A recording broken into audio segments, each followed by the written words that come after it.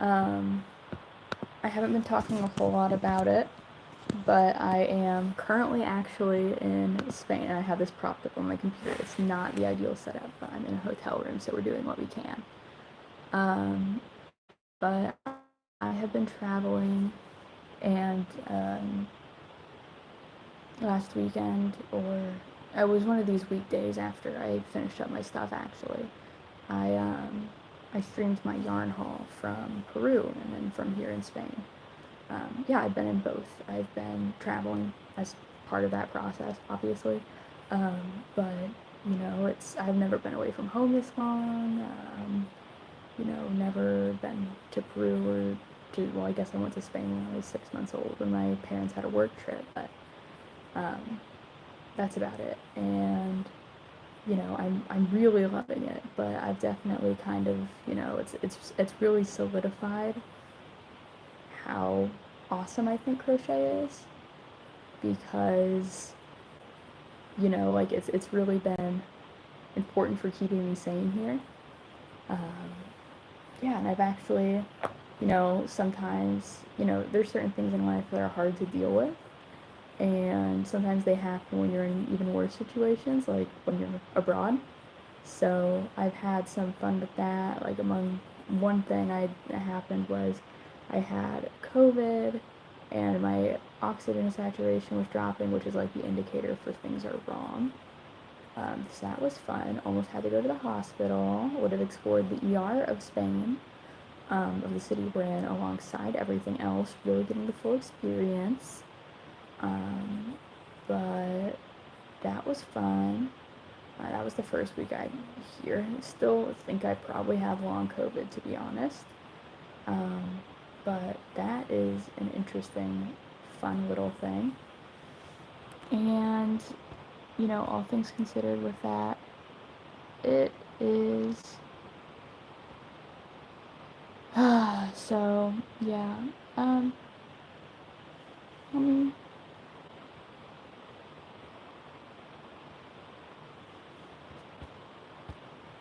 yep, so there we go. And yeah, sorry, I just wanted to change some settings real quick on my phone, make sure it doesn't die. But yeah, been traveling, been fun. Like you can see from my photo, we actually went to El Palacio Real de Madrid. So like where the kings and queens would traditionally live, that palace, here in Madrid in Spain this morning.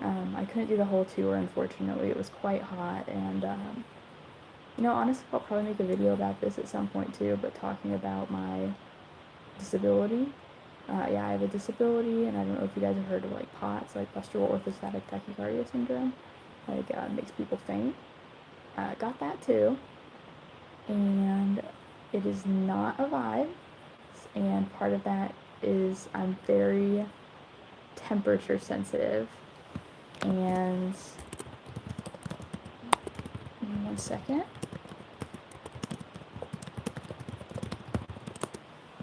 And so whenever it gets really hot, I can faint. So we almost got to that point, and it became a hydrate or dehydrate situation. So I had to come home a little bit early, but the parts I did see were absolutely incredible. I loved it. And I just thought that, it was really cool, and made me kind of just realize just how far from home we are, because the White House is not like that. And this is a whole separate thing, and we're looking at things that have been in those rooms since long before the US existed. And to me, that is incredible. Like, the idea that we can just, like, you can just go there and you can just see, like, generations, like literally generations of people, doing things. And I think that's just really, really cool. And so,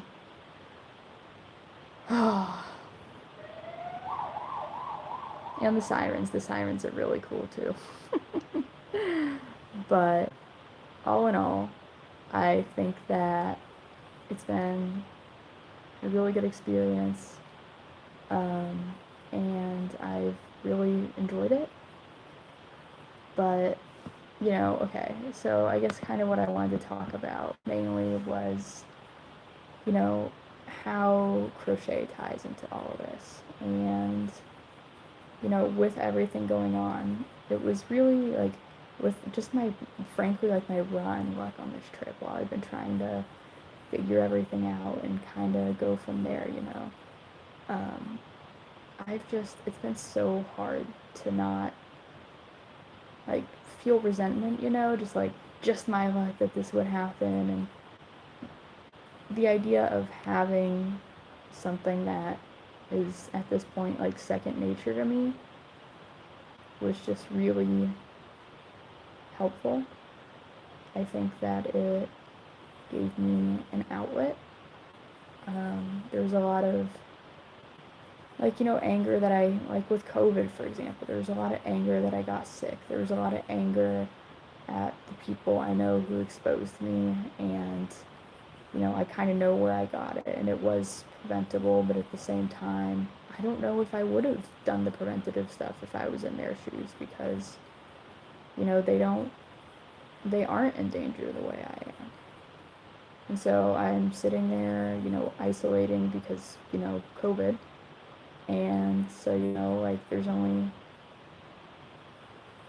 so much you can do when you're alone, quarantining in a room, feeling like garbage.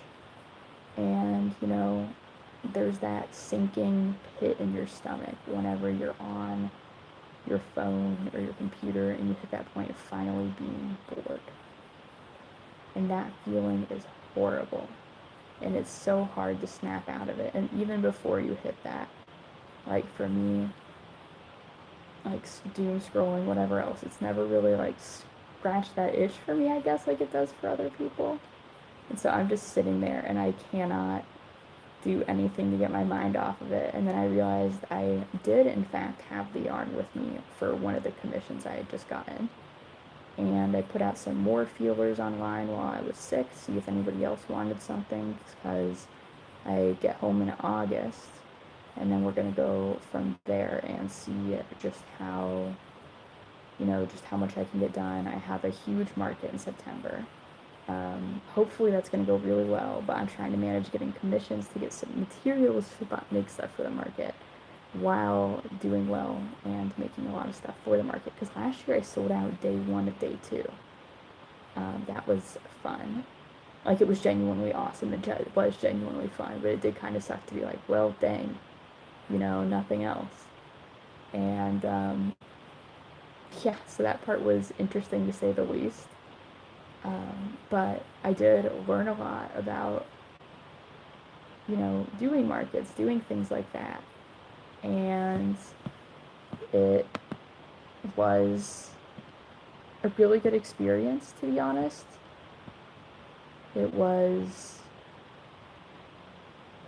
It's really hard to think about how to describe it. But it gave me a sense of, I don't know. I don't want to say grounded, because that almost sounds cliche, but it really was. Like, it really helped me to just sit and kind of be in the moment. And not in the sense of, oh wow, this moment really sucks. I'm sick, everything hurts, and I feel like horrible. But with the sense that I am here.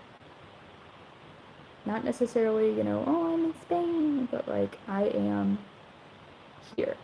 Like, I am around. This is a thing that I am touching and feeling as a being with the ability to touch and to feel. And that is, honestly, crochet and weaving and fiber art has really given me that feeling much more than anything else has. And so I am really thankful, honestly, that I have it. And, I'll talk. I do want to do a video about my disability and how I live with it and how I do fiber art with it. But I'll start by saying I actually started weaving, which rejuvenated my desire to learn to crochet, because I admit given up on that a while back. I learned how, I just didn't like it because it was so stressful when you drop a stitch. I just couldn't stand that. But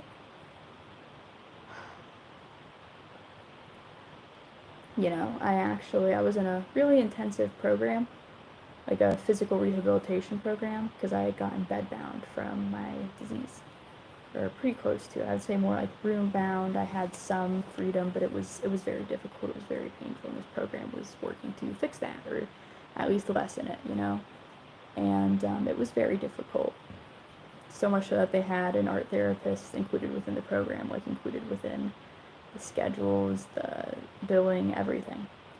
And she got me started on this little bitty frame loom. Think the stuff that you would make the pot holders on, growing up with the little bands and the pegs. Then it would just it'd just be this, okay, I can't really show you very well, but it would just square with the little pins on all of it. And, you would put the bands across and then weave it over and under and get these little pot holders, or little woven squares, or whatever you really did or used them for or wanted to call them. And it was something like that. But we just did regular yarn and made mug rugs. So it was smaller, more finely woven. We just made mug rugs. And I had actually gotten in trouble for not wanting to switch to do any art besides weaving.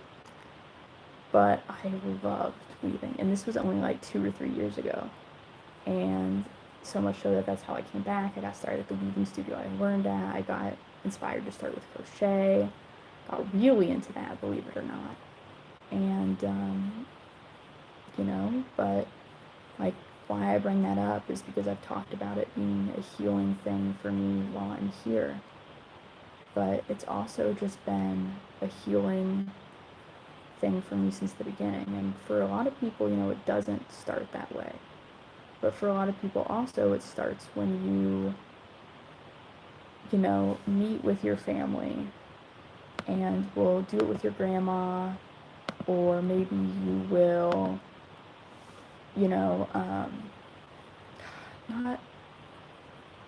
not always from I guess not so much from community centers or things like that anymore, but your community.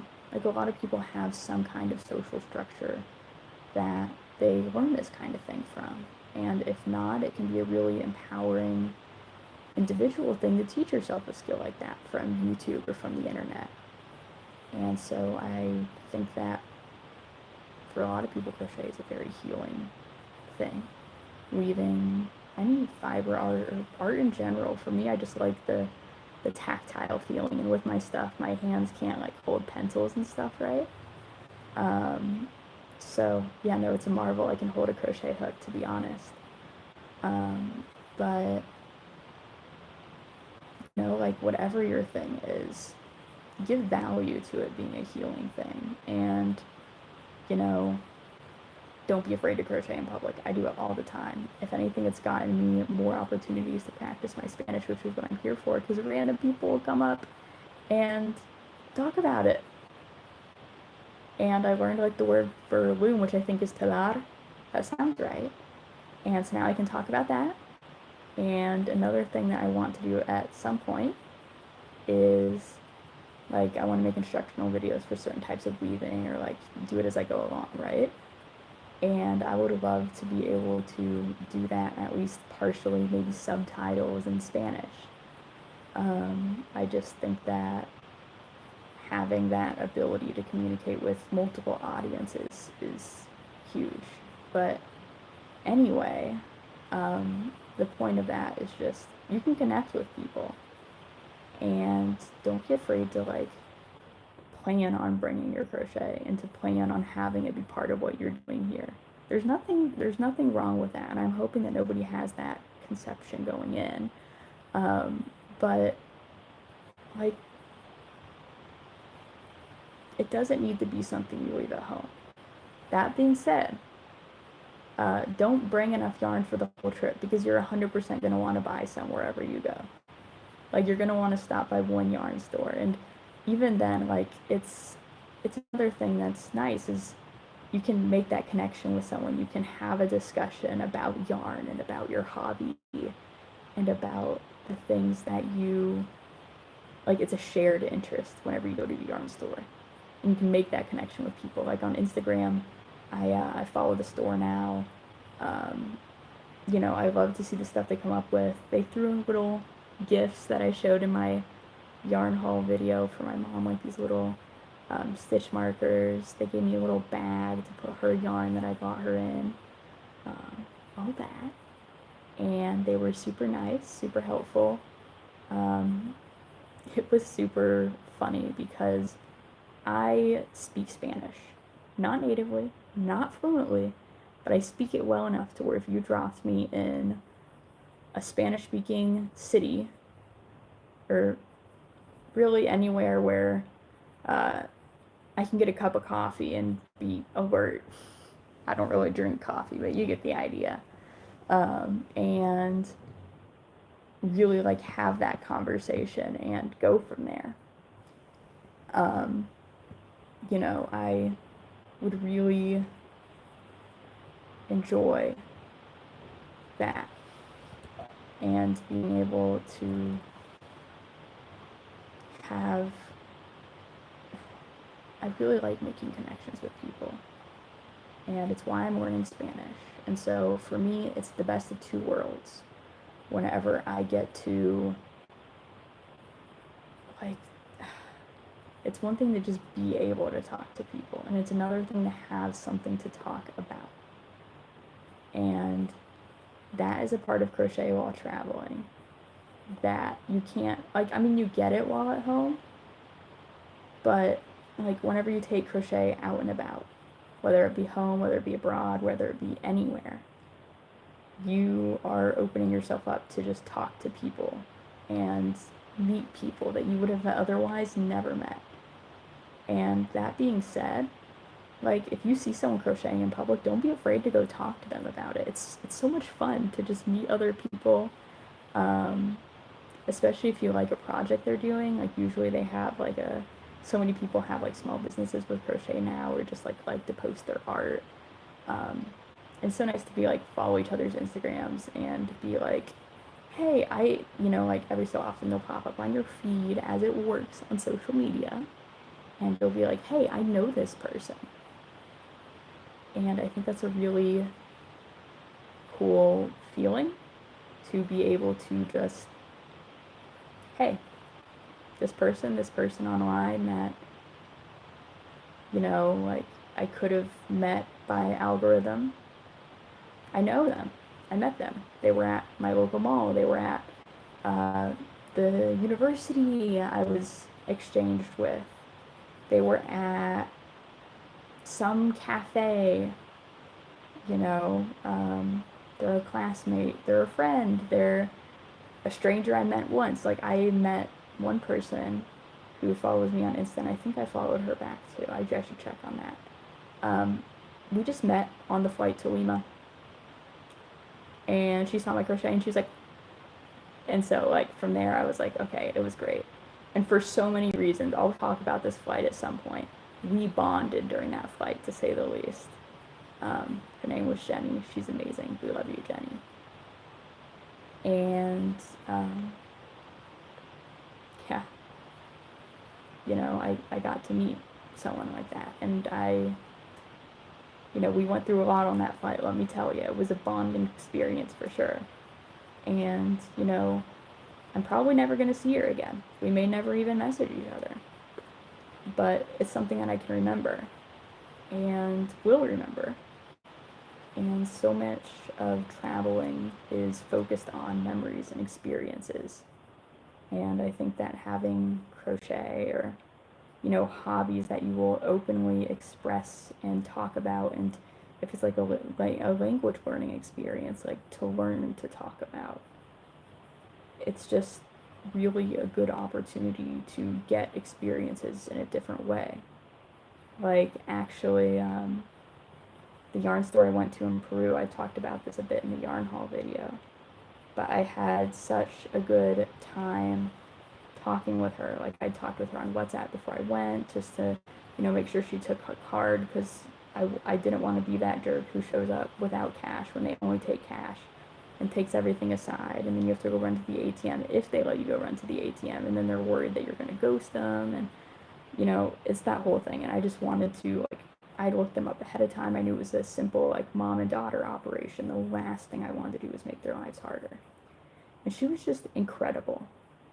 Like, she was so nice. She helped us find exactly what we needed. She gave suggestions. I had went with a friend, and my friend is definitely competent in Spanish, but it was just one of those days where it just was not clicking, right? And so this shopkeeper was amazing. She would speak slowly enough. She would check for understanding before she continued. She would offer to help. She was just super kind and helpful, and we ended up like just talking about like how we got into it, and she grew up with her mom doing it, and that's why they have the store together. And that was A, super cute, and B, it was nice to hear how and why someone else got into it. And then she started talking about how it, like, even before she took over the store, and like I don't think it was like in the family before. I think she opened it and then her mom comes and helps, and something like that. But either way, she, these kinds of crafts are historically women's work, and it was how they could contribute to family income. And so for so many women in Peru, that is still the case. And so they will still do that for income. So you go to Peru and, things like crochet, they aren't really so much a hobby as like a job opportunity, a career opportunity for people. And so when you are able to talk about that with people, you're talking about their livelihood. You're able to learn about experiences that, in general, like gringos, like in Peru, they just mean that for foreigner in general, and it's not really derogatory. It's just, oh, foreigner. And you can relate to a part of their lives that they often don't really think a foreigner is going to be able to relate to. And so, like, you get that express ticket to meeting a person in a more authentic way. So, like, when you're abroad, crochet not only can help you feel there in the moment, but it can let you be there in the moment more and meet people more and all of that good stuffs. But even beyond all of that, like, I've been gone for 7 weeks, and let me tell you, I'm having a lot of fun, but I miss home. I want my cat. I want to go get burgers, like a big, juicy, speedrunning heart disease burger. And I want to do that, and I want to watch silly movies at home on my couch and have my friends, and I am missing home, okay? So, like, especially since I got sick, it's like everybody wants their, like, loved ones when they're sick. They're like, I'm deceased. It's my final will that you bring me ramen noodles. And, like, like death row, final meal. And so crochet has been something from home that I've been able to bring with me. That's really hard to find, because you can bring snacks. Snacks are another big thing for me. Like, food is huge for me and for my mental health. And the thing about that is that food is consumed. Food goes away. Now I just have bags of beef jerky. And I like beef jerky, but also like beef jerky smells really strongly. And like for part of Peru, I was rooming with a vegetarian.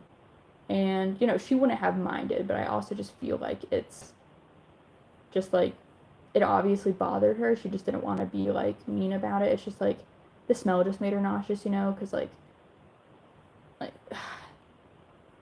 if you're vegetarian and you eat meat, like your stomach's not used to it. And so she had eaten beef during the trip on accident and gotten sick. So I think the smell just like, oh. So I realized this and was just like, okay, no, we're not gonna open that here anymore. And from there, okay, I just got a message real quick and I double check. Okay, yeah, we're all good.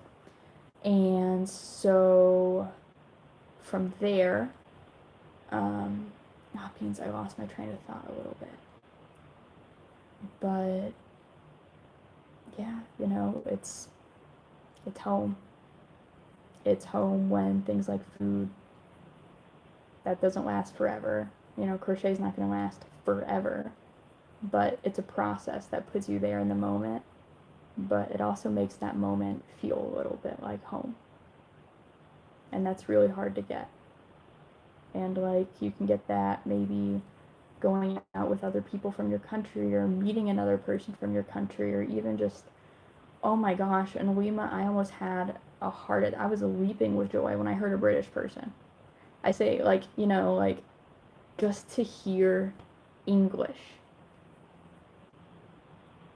You know, it's not the same as living in a country where you are the minority in that sense, but it really gave me a better understanding. I'm not going to pretend that I have an understanding of what it's like to live in a situation where there's that and people are prejudiced against that language and letting it continue and things like that, because, you know, that's been a huge area of my study about like Spanish culturally in the US. But I got a taste of how much it can wear on a person to just not have that part of your identity around. And it really does wear on you. And there's the effort of translating day after day, and there's the effort and just the energy. It just wears on you. And crochet, you just do it. You get your space. You can do it alone. You can do it around people. It's something else to have in your mind.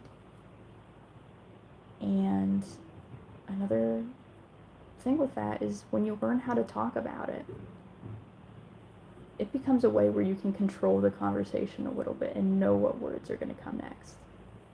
Like, I can talk about la teclar, or I don't even know if it's el or la or gendered or whatever, but I know the noun is teclar for a loom, like for weaving, because I've talked about it a certain amount, because I've had conversations about it. It becomes routine vocabulary, and it becomes easier to talk about, and you can have opportunities to learn new words.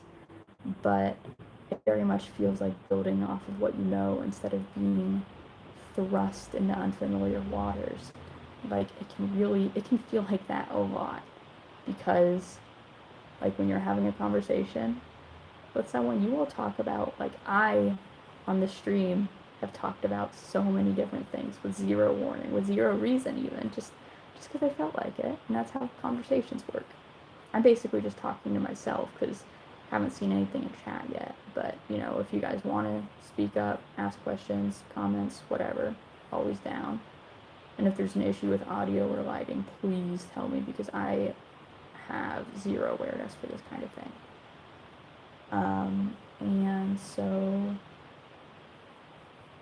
yeah, I mean, it's just really cool to me that crochet simultaneously has made me feel like I'm back at home, but also that I am here and that I'm in a place where things are different, and maybe things aren't always great, and maybe things are great, and it can be any of those things, and that's simply how it is. That's how it is, and what I'm doing in this situation is I am doing this silly little hand movement that I know and love, and to an extent, can do without even looking at it now. Like for single crochet, yeah, I can. And I adore it. And, you know, it's also like, this is my job. So I'm someone who, like, not fully, but it is a large part of my income. I'm a college student, and I have, like, I'm not diagnosed officially just because of the formal testing weight, but some mental health professionals I work with closely agree that I probably have ADHD. I'm on stimulant medications to manage those symptoms, and it's been great. And so it's been really helpful. But before, even like in high school, I would knit during class. Before, I just realized it just made me too anxious when I would make a mistake. And I returned to that, and it was probably a sign, they agree, of ADHD or neurodivergency, and it was my way of coping with it. And, you know, just because I have medication, just because I have a better healthcare team in terms of mental health, doesn't mean that I don't need that kind of support and that kind of habit and that kind of, I don't know, that routine, that I can do this thing. And it's also nice because I'm very, like, we say, like, type A personality. I'm very much I have a goal and I want to go attain it. And so when I am simply relaxing, I don't feel like I'm getting anything done. And, you know, like, with crochet, it's less of I need to sell, I need to do this or that. But even, like, making gifts for people. In my life recently, this was the other thing that's gone wrong during the trip. I had someone I grew up with pass away. He's young. And, you know, he lived at home. His family would be horrified either way. But, you know, but I want to make his mom something. I know she would appreciate it. And things that you make by hand, it's made by you. You know, gifts bought by you, they're still valid and they're still real because you were still putting yourself and your time and your effort into working to be able to do that. But hand-making stuff is just almost like a special kind of doing that with how our culture is now, of just it not being commonplace to do that. And with that comes, I don't know, with that comes it being a different kind of value. It's a lot like having that person who you ask if they're okay, they say, or like, they're just fine, and then you can tell something's a little bit off. And so you ask, are you okay? And they just break down. You know, like, that is part of it. That is, there's a really big lack of connection with certain things, and I'm not gonna pretend that, like, one handmade gift and, you know, everything's better and that need is fulfilled.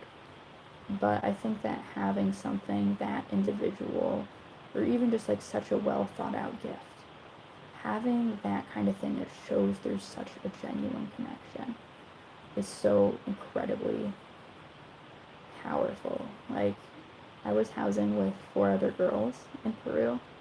2 of them were my roommates, and 2 others lived in a room across the hall. And it was amazing. And our host dad took amazing care of us and put so much work and effort and time and motivation and everything else into doing, like, awesome cooking for us, conversations with us, because we had all sorts of varying levels of Spanish, and he made sure we were all on the same page, but would still go on tangents with the ones of us that had more advanced Spanish to help us learn a little bit more. Like, you know, he didn't let anyone fall, but he propped everyone up without putting like a ceiling on us, you know, like he really gave us the potential to practice our Spanish with him, and he genuinely cared about us. And he was like, I guess the best way to put it is like, we knew he was doing it for the right reasons. Like, they do pay people to host us because that's what's fair. But, you know, for some households, it is, like, there's varying weights of it being income versus it being the experience that you are seeking out. And for him, he is a very privileged man, and we are aware of it, and it certainly did change our experience. But for him, it was the experience. He had done it for years. He loved it.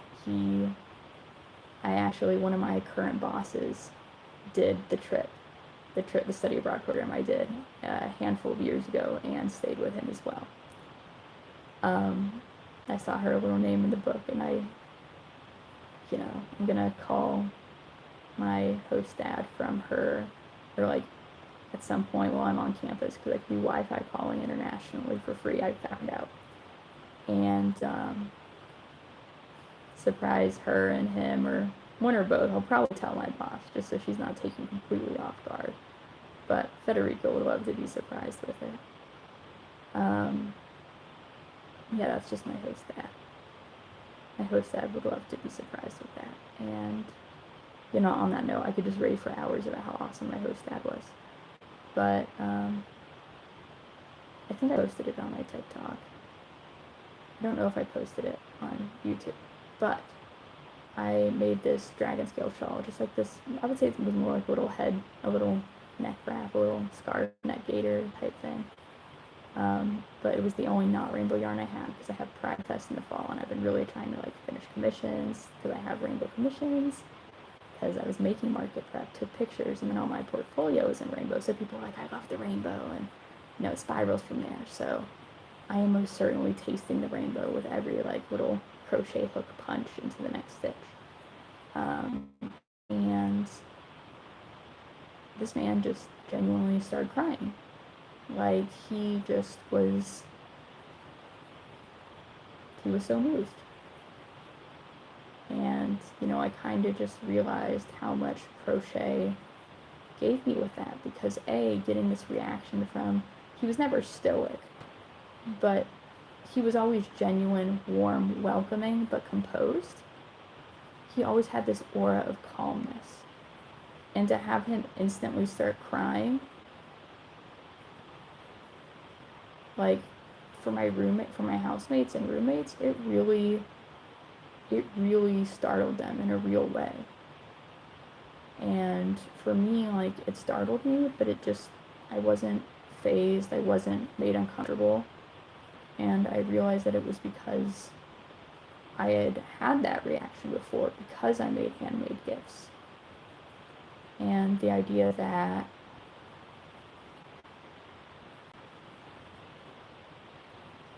I can have that kind of profound, genuine, interpersonal connection, like that influence, that power, not even, like, I don't know, that strength to have that kind of influence, you know, to be able to give someone that experience. I think that is incredibly powerful. I think that is also incredibly rare and hard to do. I think that to know that someone values you that much is an amazing feeling. And it's like, I'll tell I love you to friends, because they deserve that, and I do love them. But before people get used to that from me, they're always taken off guard, because we don't say that enough, in my opinion. We don't do those things enough. And even though, like, he was in Peru, like, it's just different. Like, I think in general people don't say that enough. And, you know, I think it definitely is. I think it also is just worse in, like, some places than others. I don't know where the U.S. stats against all of it. But, you know, I made a man I respect a lot and hope to visit again cry with joy. I got to do that for him. We had a family friend whose little girl ended up in the hospital with all sorts of brain issues, and we didn't know if and how she'd recover, if she was alive, and she ended up pretty much making a full recovery, or, you know, like, as far as injuries that traumatic can go, she's doing amazingly. But for her mom, I just had some finished ones in my car, and I grabbed her one with these bright yellow colors, and she was, you know, crying for other reasons too, but the waterworks started once again when she got a gift like that, and she knew I hadn't made it especially for her, because we had found out an hour or two before what had happened, I think, or at least I did. So it's not like, you know, I like to think that I've gotten pretty good at the patterns I do, but I don't think I've gotten that good. And, you know, I can celebrate with my host dad, and I gave it to him on Father's Day. I can celebrate holidays. I can give well wishes, and for that situation, the mom appreciated the gesture, but the kid 100% got sick privilege, because I figured this might happen, so I picked colors I knew the mom and the daughter, because the daughter was like, oh, I want that. Like, I like that, because, you know, and also, like it was an intense situation, so she had the good stuff in her system, so, you know, any kind of filter, like, she wanted it, and she was about that, and mom was like, okay, you know, sick kid privilege. Her first picture home after leaving the hospital was, you could see it in the corner of the photo, the little shawl I made. It was a little virus shawl from the hobby pattern that I always do, and it was one of the twister yarns, like this bright yellow gold one. And, you know, I can celebrate, I can give well wishes. Now it's going to take time, because I want to do this in a way that is as impactful and meaningful as it can be for my friend's mother. But now I can do it to give condolences, to give respect, to give the message that you are loved, you are not forgotten. We remember you, we remember him. We're never going to forget. You know, we care about you. We know you're in pain, and we miss him too, and it's not the same kind of missing people, but it's missing them anyway. And, you know, like, I guess a saying I like is, we don't get over grief, we just grow around it. It's always going to hurt that this tragedy happened. And the last thing I want is for someone to feel like they're alone.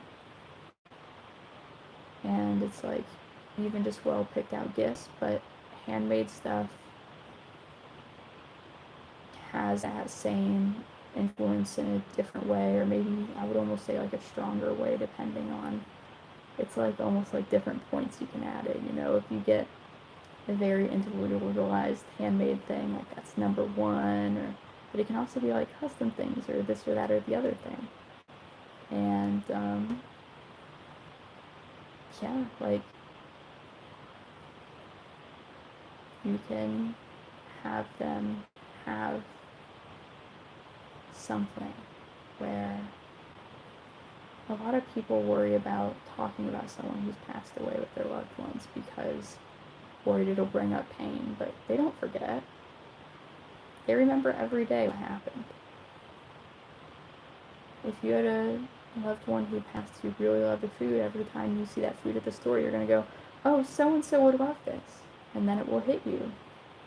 And for a moment, for a while, or so many factors can change how long, but you will feel that grief again and you will miss them. And to have an object that gives you the catharsis of letting that out when you see it, but also serving as a reminder that you're not alone, I think that is magical, to be honest. Like, I think that is incredible. There's so many points in my life where I wish I had something like that. And I can just make that for somebody. I can make that. You know, it's not, it's different. It's different than, you know, like, say, working a job and getting the money to buy them the thing, which, not saying it's not valid, like, not everyone hand makes stuff, and that's fine. But to be able to sit and to put my knowledge and hands and time directly into finishing something instead of numbers on a pay stub, that kind of work, it is healing for me too. It is healing to be able to hand make things. And it puts you in that moment, and it gives you a sense of this is the like desire for productivity I was talking about. It doesn't mean you have to sell it, but it's that thrill of knowing you're making something by hand and knowing that that item can make someone cry with joy. It can help you get the income to cover rent. And, you know, I think that the value of crochet, like the true value, doesn't correlate with its, you know, financial stuff. And I talked about it before, and I'll say it again, that patriarchy is a big part of why crochet and other fiber arts are undervalued. And, you know, but you're doing something that has value. And I think people are too hard on themselves about wanting to do things that have value all the time, like monetize everything, side hustle this, you know, feeling bad for sitting and doom scrolling for an hour on the weekend. Like, there becomes a point where it's too much, and, you know, it is good to get things done so you have that satisfaction. But to also live chasing that satisfaction makes it where it's no longer satisfaction, I think. And there's a balance, but I think crochet is something that helps scratch that itch because you have a final, you have something finished at the end. Like, it's just, you have a finished object. And with that finished object, you can have an impact. Whether small business, it's money in your checking account so you can get food, so you can get someone a birthday gift. Whether it's making that birthday gift, or Christmas, or anything else, or making things to donate to a charity. Like, I want to make a bunch of plushies to donate to the Ronald McDonald House, because that's where I stayed when I was in that really intensive physical therapy program I was talking about. You can do that. It gives you the ability to do that. It gives you the ability to undeniably directly contribute to something like that. Because the rest of the time, what's being valued really is your time. Like, most of us are hourly, or we have set hours we need to be in office. And a lot of the time that doesn't depend on you and your capabilities and what you get done and who you are and what you like and what you can discover about a process and what you can do to change it and make it your own. Or even just to learn how to do different techniques that other people have come up with. Some people just aren't ones to explore like that. I'm often not. And you can go from there and make something and have something you've made. I think that there's such a unique satisfaction out of having a handmade object that is almost irreplicable definitely feeling the tiredness. I'm gonna drink some Coke because I've been talking to myself effectively for 50 minutes.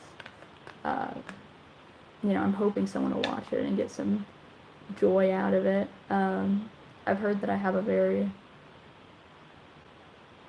monotone yet intriguing voice of almost like lulling, but also enough inflection or things like that to keep people engaged, but almost like calming whenever I'm talking like this. So, hopefully someone will listen and it'll have that effect on them. But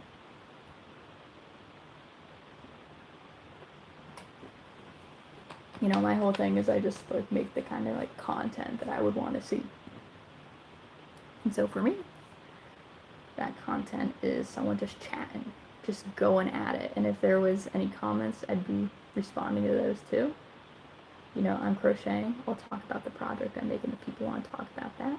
Y'all have a question, I'll talk about whatever y'all want. But to be interactive and genuine, and I don't have a whole fancy setup. I'm doing it off my phone in a hotel room on the hotel Wi-Fi. It's not like the pro setup, but I don't mind. I like this kind of thing. I like my dad always calls this kind of thing like the girl next door vibe. Like t-shirts, shorts or jeans, and just genuine. I don't need to doll up. Like, I don't need to sugarcoat or to, exaggerate the good parts. I don't need to exaggerate or neaten so much of what I talk about and what I want to do. And of course I will eventually get into making like well-edited videos and things like that. But for right now, I just want to talk and to be genuine. And I think that is always going to be the center of what I do. Because there are so many pretty picture-perfect crochet channels out there. And, I'm never going to be those. But what I am going to be is I'm going to be me. And will that work out for me in terms of like channel growth, etc., etc.? Who knows? But I enjoy doing this. I've had 2 people, I assume the same 2 people here. Someone's listening. Maybe it's one of my friends from in real life who I coerced into following my channel, but most of them expressed interest anyway, pretty much all of them. Or maybe it is just a random person on the internet who's just vibing with what I'm saying. I suspect the former. But, it's...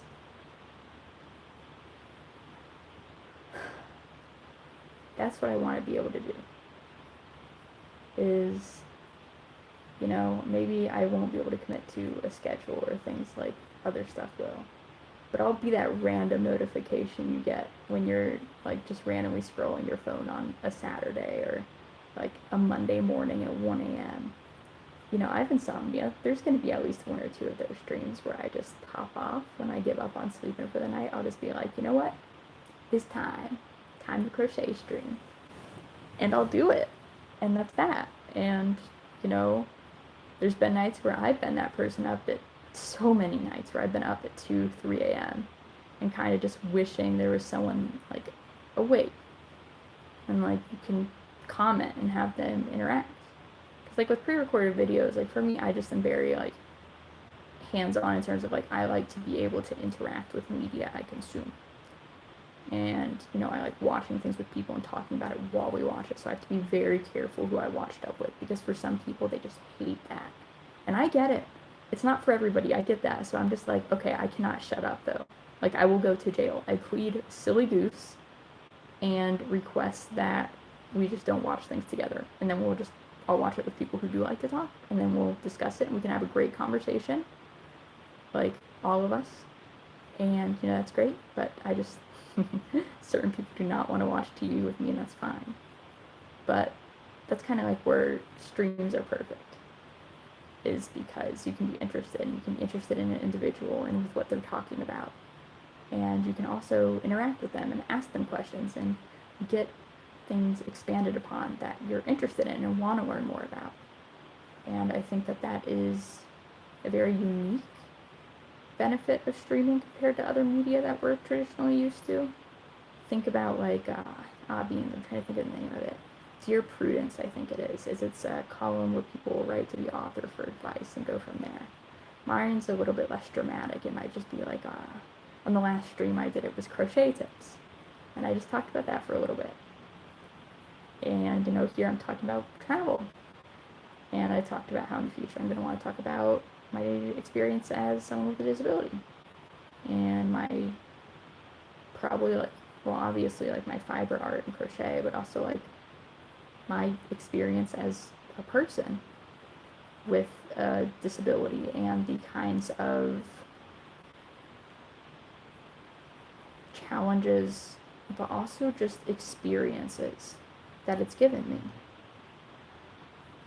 Like, I don't ever want to be someone who just, like, you know, sometimes, yeah, but I don't want to have my channel be based on things that aren't me, because, you know, and I said this a lot in my last stream, I keep saying in my last stream this, that, the other thing, but I did talk a lot about, or I did blatantly admit that, like, what I was saying, like, in terms of, like, if you just made a bulleted list of the tips and tricks I gave, it wouldn't be unique. But what would be unique is why I feel that way. You know, like, one silly story is the Joann's coupons. They have the 60% off every so often, like, one item. And Joann's also has, for $100 normally, a 20-pound bag of polyfill. That is 2 smaller 10-pound bags in a 20-pound, in like a box where together they are 20 pounds.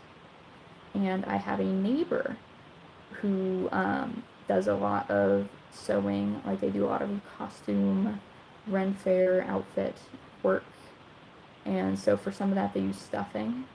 And so they needed some of that for their project, and I was just like, well, heck, you can just have half of it, because 10 pounds of polyfill is a lot.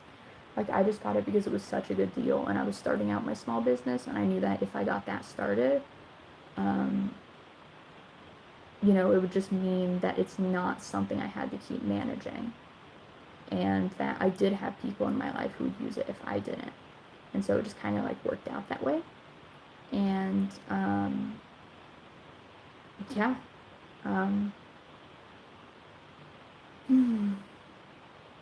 Yeah, but he needed it, and he's 2 minutes away walking, and it turned out it was Christmas Eve. And so I have this big sack slung over my shoulder, and I like realize halfway down that I'm holding it, and I look like Santa, probably. Like, there's probably some kid who's gonna see my shadow and be like, oh! And, you know, like, every time I talk about that silly, well, not so silly, that very nice 60% off coupon, I think of that silly story, because I could have been the St. Joann's, the, like, St. Joe Nick or whatever, like, trying to think of some fun way to say that, but nothing's crossing my mind. And, you know, silly things. And, well, I can promise you that exact situation hasn't happened to anyone else in the world yet. But it's a story. It's a story that is me. And anyone can say, oh, there's a 60% off coupon. And then it's a whole other thing to say, this is how it influenced me in my life. And, you know, I think it makes it more real, more like a thing that you can actually do. And it makes it where it interacts with you too. Like, if you ever ask me why I suggest or recommend something, I will always be able to tell you a story of why.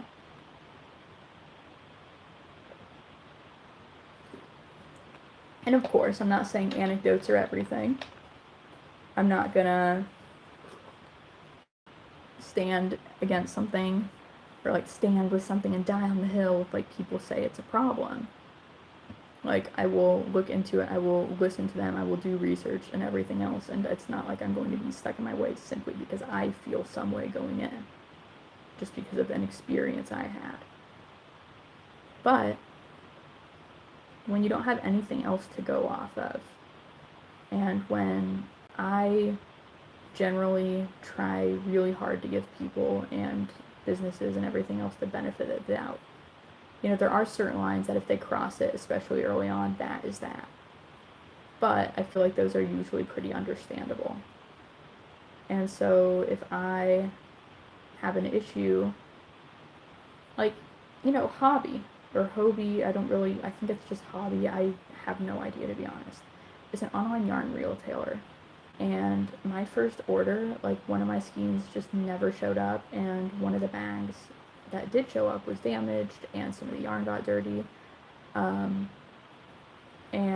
like, for a lot of people, they would have just filed a complaint, left a review, yada, yada, yada, been really upset.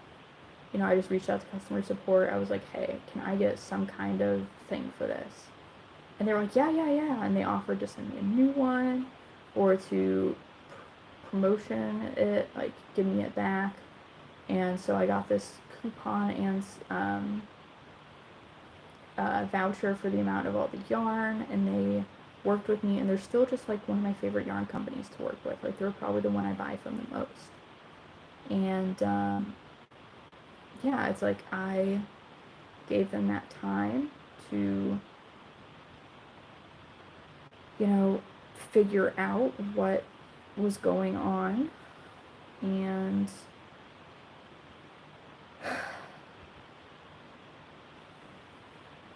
I don't know how to describe it. Yeah, I don't really know. But the point being that, if I say something, I generally have a solid reason for it, and I'm generally not jumping to conclusions, and I generally can give you a reason for it, but be open to change if I'm wrong. And so I think I like that, as that's something I like to see in other people, and I wish I could see it more in people who have careers with online entertainment. And I'd love to be able to do that. So here I am, doing that to the best of my ability. And again, it's not like I can be the ideal content creator with a schedule. I can barely, like, wake up on time.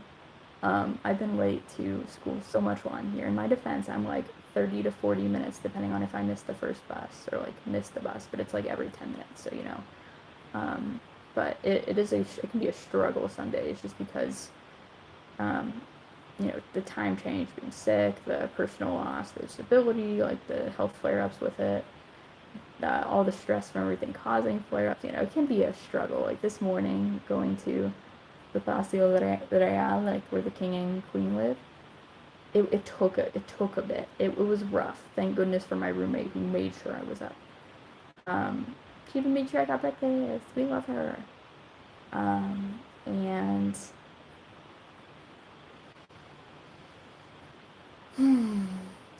like, again, it's like stuff like that of, I'll talk about stuff, like, even now I'm almost just rambling at this point, but I do hope that for anyone, if anyone is, like, paying attention and, like, listening, it's not like I'm gonna, like, whip out a pop quiz at the end to be like, have you been listening? But it's just the ravings of a madman. It's just some thoughts I have about it, because I'm also just kind of using this as an opportunity to start talking about what I actually hope to accomplish with this.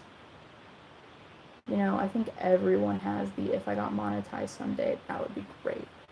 But I think that's also just part of the urge, like I was talking about, like that itch we have to be doing something productive all the time. I'll go chat it up with strangers for like 2 hours and like I can't even think of the English word. It's like mall, like a shopping mall. Like I can do that for literal hours. Like I befriended a random lady right outside the Barnes and Noble at my mall in my hometown, like my home city. We just talked about crochet for 2 hours while I was waiting for my friends to finish up doing other stuff, and then it turned into them waiting on me. I just met someone like that. And, you know, I did that. And again, it's that idea of crochet lets you make genuine connections. And I guess I'm trying to just foster that. I want to be that person you see crocheting in public and you can just walk up to them and start chatting it up with them. And part of me hopes that I never get too big. Like, I don't think I'm ever going to be anything bigger than a really small channel. Like, my ideal end goal would be a very chill, small channel, but monetized. Because what my end goal would be to gift or to donate everything I physically make, but to have the revenue of, like, streaming while I make things or this or that be income for me. Because that way I can donate and gift what I make instead of relying on it for the income a bit, which is what I do now. You know, I think that's a really ambitious but fun goal. But that's not why I'm doing this. I'm doing this because I want to be able to be for other people, for strangers on the internet, what I want to see more of in the world. And for me, I guess that is silly geese who crochet. Silly geese who will pick up random hobbies left and right. Like, I got really into wax melts. You're going to be seeing all sorts of wax melt content when I get home. There's going to be a chaos stream. It's going to be me making wax melts in between batches. I'm going to be on my loom setting it up, weaving, and maybe whenever my back hurts from all the loom stuff, because the loom is not ergonomic, it's just the nature of weaving, then I'll be crocheting. And I'll just be jumping between that. And it is going to be neurodivergent with a capital N. And that's just how it's going to be. And that's me. And even before I recorded myself doing it, that was me. And I know that there's other people like me. But I couldn't see them. It didn't feel real. I felt different. I felt strange. I do feel that way. And, you know, I think it would have been nice to have someone I could relate to, and seeing the chaos and knowing that it's okay and that it can work out, because I've already paid for all my wax melt supplies. And, you know, I'm doing great with it. That being said, it is almost 1 a.m. here in Spain.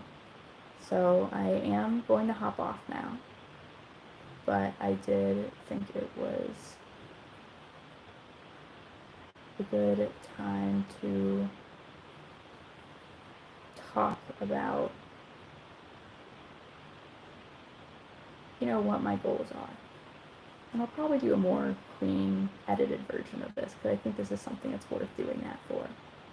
But, you know, that is my goal. That's what I'm here for. That's why I'm doing this. And I hope that's something that you guys can find some joy, some contentment, some satisfaction with. So I'm going to sign off now, but I hope that means something to somebody.